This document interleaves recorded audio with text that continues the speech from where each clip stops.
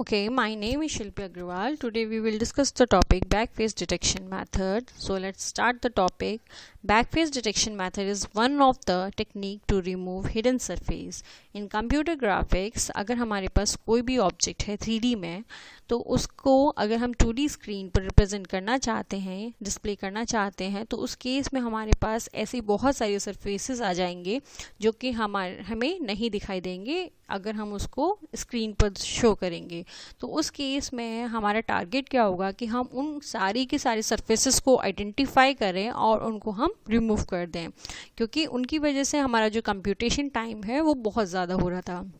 सो इन computer graphics किसी भी image को या ऑब्जेक्ट को रिप्रेजेंट करने के लिए हम बाउंड्री रिप्रेजेंटेशन मेथड का यूज़ कर सकते हैं, जिसमें हमारे पास नंबर ऑफ सरफेस पॉलीगन्स होंगे जिसके अंदर हम उस पर्टिकुलर ऑब्जेक्ट को एंक्लोज कर सकते हैं। तो यहाँ पर आप देख रहे हैं कि आपके पास एक ऑब्जेक्ट है, that is a fish structure. इस केस में मैंने क्या किया है कि इसको काफ़ी सारे ट्राइंगुलर शेप से इंक्लोज कर लिया है। अब इस तरह की शेप को हम पॉलीहेड्रा बोलते हैं। So polyhedra is what? Polyhedra is 3-dimensional shape with flat polygonal faces, straight edges and sharp corners or vertices. So in this case, if we want to remove all those faces, so first we have to identify. So in this case, the back portion is what? The back portion is the back portion of the fish. So we have to determine all those surfaces. तो इस case में हमारे पास जो first method है that is the simple inside outside method. तो इस case में अगर हम देखेंगे तो जो भी हमारा फिश है वो किससे कंप्राइज हुआ है? काफ़ी सारे पॉलीगन से। तो हम हर पॉलीगन को देखेंगे वन बाय वन और देखेंगे कि वो जो पॉलीगन का सरफेस है दैट पोर्शन इज इनसाइड और आउटसाइड। तो इनसाइड क्या होगा? That portion is inside when that has a face inside to the object with in, and वो हमको दिखाई नहीं देगा अगर हम उसको बाहर से देखेंगे। And visible portion is what? That is the outward portion और आउटसाइड फेस। तो इन इस केस में हमारे पास क्या रहेगा? तो हम हर पॉलीगन को एज अ प्लेन कंसीडर करेंगे और हर एक प्लेन का एक डायरेक्शन हम देखेंगे। सो इन दिस केस एक प्लेन की डायरेक्शन को हम नॉर्मल वेक्टर के फॉर्म में देख सकते हैं। तो हमारे पास जो भी प्लेन है, यहाँ पे मैंने एक ट्राइंगुलर शेप लिया हुआ है, तो इस पर्टिकुलर प्लेन के 2 डायरेक्शंस हो सकते हैं and that are both in opposite direction. एक हम डाउनवर्ड की तरफ ले सकते हैं और एक हम अपवर्ड की तरफ। नॉर्मल वेक्टर क्या होगा? That makes the 90-degree angle, that is, or we can say that are perpendicular to this plane. अब यहाँ पर हमारा जो टारगेट है कि हम ये आइडेंटिफाई करें कि कौन सा पोर्शन विजिबल है और कौन सा सरफेस विजिबल नहीं है। तो उसके लिए हमें देखना होगा कि जो व्यूअर है उसका डायरेक्शन क्या है। तो व्यूअर का डायरेक्शन क्या है? इस केस में अगर हम व्यूअर की डायरेक्शन को देखते हैं तो व्यूअर का डायरेक्शन किस साइड है? इस साइड है। तो हम देखेंगे कि ट्राइंगल का जो इस तरह का जो हमें फेस दिखाई दे रहा है, सिर्फ यही पोर्शन दिखाई देगा, इसका जो बैक पोर्शन है वो हमें दिखाई नहीं दे रहा है। तो इस केस में हम कैसे आइडेंटिफाई करें कि जो बैक पोर्शन है वो कैसे नहीं दिखाई देगा? तो इस केस में हमारे पास क्या होगा? हम नॉर्मल वेक्टर्स आइडेंटिफाई करेंगे एंड हम ये देखेंगे कि जो नॉर्मल वेक्टर है उसके डायरेक्शन क्या है।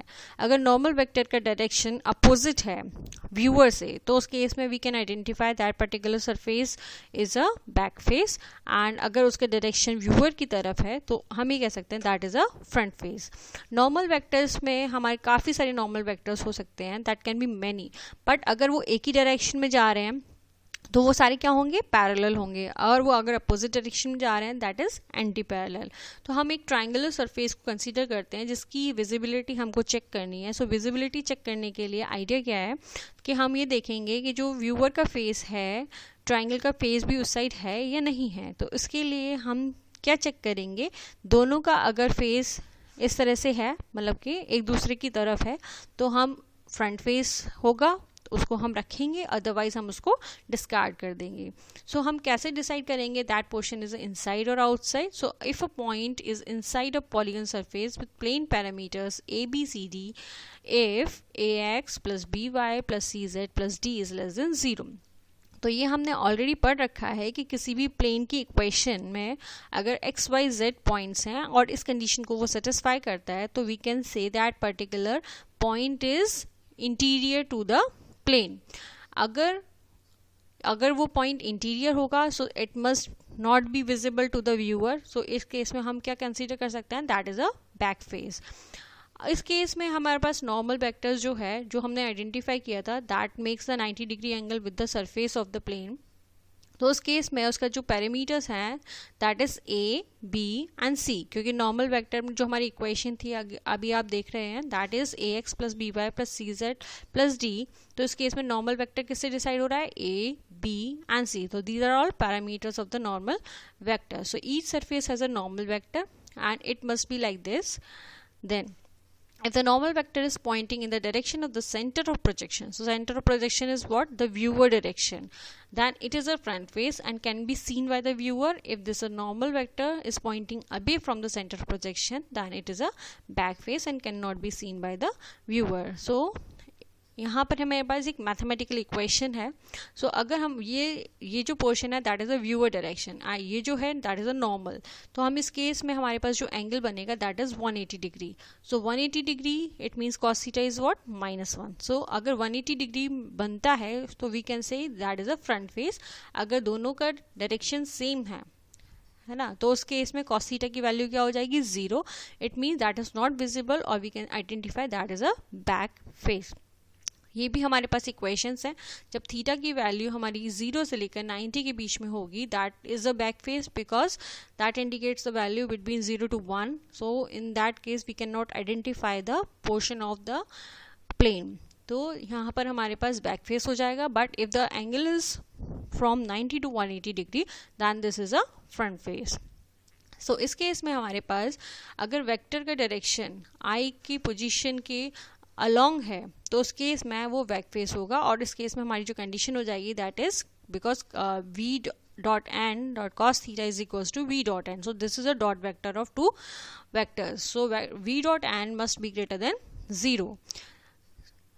So a polygon is a back face if v view dot n is greater than 0. So viewer is looking down the negative z direction. अगर हम देखेंगे हमारे प्रीवियस डायग्राम में तो व्यूअर कहाँ है, पॉजिटिव जेड डायरेक्शन पे। इसका मतलब वो किस तरफ देख रहा होगा, -z की तरफ देख रहा होगा। तो यहाँ पर हमारे पास क्या है, viewer is looking down the negative z axis. So हमारे पास जो व्यूअर्स डायरेक्शन है वहाँ पे x क्या है, 0, y is 0 and z is -1 and normal vector is what, a b c। तो अगर हम इन दोनों को देखते हैं सो v is what, 0 0 v z and is a b c। तो अगर हम दोनों का डॉट प्रोडक्ट लेते हैं so dot product is what, v z dot c। So c is the z component of the normal vector. Viewer will also be unable to see surface with c equals to 0। अगर c की value less than 0 है तो वो देख ही नहीं सकता है, लेकिन अगर c की वैल्यू 0 है उस केस में भी उसको वो सरफेस दिखाई नहीं देगी। अज्यूम कीजिए हमारी जो आईज हैं जहाँ से हम देख रहे हैं वहीं पर अगर कोई ऑब्जेक्ट प्लेस्ड हो तो उस केस में वो ऑब्जेक्ट हमें नहीं दिखाई देता again. So we can consider that c equals to 0। So there is algorithm, we have two-handed system. First is a left-handed system and second is a right-handed system. So in this case we will assume that for right-handed system. So हमारे पास क्या है कि जितने भी objects हैं, है ना, जो भी ऑब्जेक्ट है जिसको हमें व्यू करना है as a realistic image in the 2D plane, 2D screen, तो उस केस में हमारे पास जितने भी फेसेस आएंगे, so faces is what, the polygon face. तो हम उसका क्या फाइंड आउट करेंगे, नॉर्मल वेक्टर फाइंड आउट करेंगे। फिर हम देखेंगे नॉर्मल वेक्टर के जो पैरामीटर्स हैं ए बी सी, सो उसमें से सी कंपोनेंट होगा उसको हम डॉट वेक्टर निकालेंगे जेड बी के साथ। So z b is a distance from the viewer to that particular plane. So c dot z b if less than 0 है तो हम कह सकते हैं that is a back face, otherwise that is a front face. So if the z component of the normal vector is negative, then it is a back face. If the z component of the vector is positive, then it is a front face.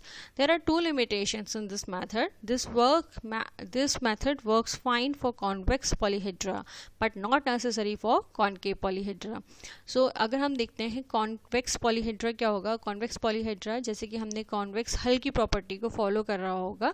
So convex hull is कि there are finitely many points और वो एक particular same plane पर नहीं होगी और उसके बीच में अगर हमारे पास 2 पर्टिकुलर पॉइंट्स हैं तो उस केस में हम इसको आइडेंटिफाई कर सकते हैं that is a convex polyhedra, जिसके अंदर कोई भी 2 पॉइंट्स को ज्वाइन करने में वो हमारा उसी कॉन्वेक्स पॉलीहेड्रा के विद इन रहे।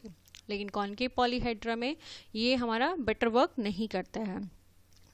Second is, this method can only be used on solid objects modeled as a polygon mesh. So thank you very much for watching this video.